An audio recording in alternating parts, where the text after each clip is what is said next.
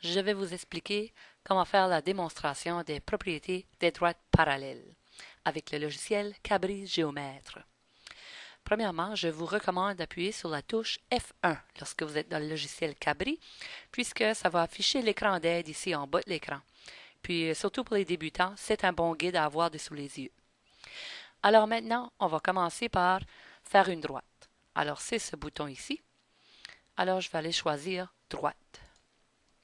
Et puis là, je vais cliquer n'importe où dans mon écran et une deuxième fois pour dessiner la droite.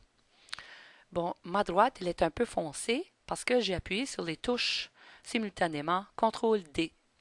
Alors, si vous faites de même, appuyez sur la touche CTRL-D en même temps, vous verrez que ça met beaucoup plus foncé et ça va vous aider avec la démonstration à vos élèves, surtout avec un projecteur en avant de la classe. Bon, là, maintenant, je vais aller tracer une droite parallèle à cette droite. Alors, je dois aller chercher ce bouton ici et choisir l'option droite parallèle. Et puis là, j'amène mon curseur près de cette droite et Cabri va me demander est-ce que tu veux parallèle à cette droite? Alors oui, alors j'ai juste à cliquer n'importe où sur la droite. Et maintenant, je dois aller cliquer n'importe où en dehors de ma droite pour qu'il dessine ma deuxième droite parallèle. Et voilà, mes deux droites sont maintenant parallèles. Là, je vais aller me dessiner un segment qui va couper ces deux droites-là. Alors, je pourrais faire une autre droite aussi ou un segment. Alors, je vais tout simplement me dessiner un segment qui coupe à travers mes deux droites parallèles. Maintenant, je vais aller trouver la mesure de tous mes angles entourant ces deux sommets. Alors, pour trouver la mesure des angles, on doit cliquer sur ce bouton ici et choisir mesure d'angle.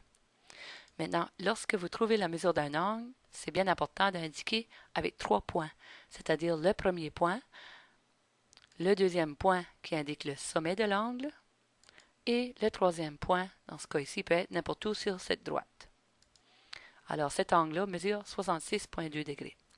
Je vais faire de même pour tous les autres angles. Alors, premier point, deuxième point désigne un sommet, et troisième point n'importe où sur cette droite. Et voilà. Je vais aller chercher maintenant le pointeur, qui est ce bouton ici en haut, à gauche. Assure-toi que tu as l'outil pointé. Et puis, tu peux déplacer tes nombres plus précisément pour indiquer l'angle. Maintenant, si ton chiffre ne veut pas bouger, prends-le et fais-le glisser loin de l'objet et ramène-le. Ça va te permettre de le mettre précisément là où tu le veux. Alors, je vais continuer la mesure de mes angles. Alors, c'est ce bouton et mesure d'angle. Alors, je vais aller un peu plus rapidement pour faire tous mes angles.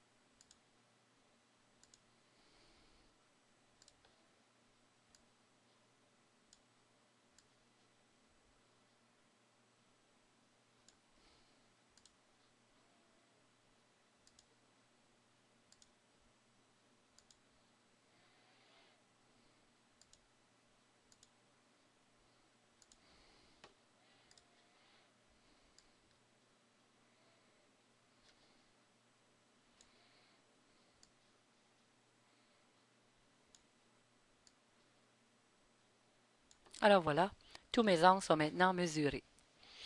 Bon, là, je vais demander aux élèves de tirer des conclusions. Quels angles pensez-vous qui sont égaux? Alors, c'est évident que j'ai des angles ici qui sont opposés par le sommet. Alors, 66,2 est égal à 70,2, ainsi que 113,8 ici, ainsi que 113,8 là.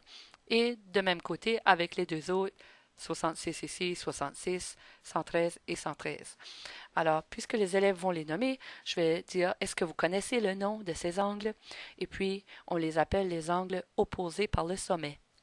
Alors là, je prendrai la peine de décrire ce terme-là au tableau pour qu'ils retiennent le nom opposé par le sommet. Alors, les angles qui sont opposés par les sommets sont égaux. Maintenant, je vais demander à mes élèves de repérer d'autres angles qui sont congrus.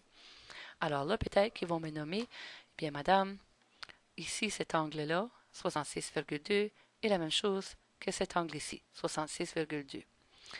Et puis, je peux faire, si tu veux, un Z autour de ces droites parallèles avec les angles à l'intérieur qui sont égaux. On les appelle les angles alternes internes. Alors, cet angle-là est égal à cet angle-là. Même chose de l'autre côté, si je trace un Z à l'envers de cette manière ici, je vois que 113,8 est égal à ce 113,8, qui veut dire que là aussi, ce sont des angles alternes internes. Alors, angle alterne interne, celui-ci avec celui-là. Et les élèves vont peut-être me nommer d'autres angles congrus. Par exemple, cet angle-là avec cet angle-là, tous les deux sont 113,8 et 66,2 ici avec ce 66,2-là. Ce sont des angles correspondants. De même pour ce 66-là est congru à celui-là et ce 113-là est égal à ce 113-là. Ce sont tous des angles correspondants. Alors, je vais tirer des conclusions avec mes élèves au tableau en écrivant des variables. Alors voilà mon petit tableau résumé avec les trois propriétés des droites parallèles. Nous avons les angles opposés par les sommets qui sont nommés là, les angles alternes internes ici, ainsi que les angles correspondants ici.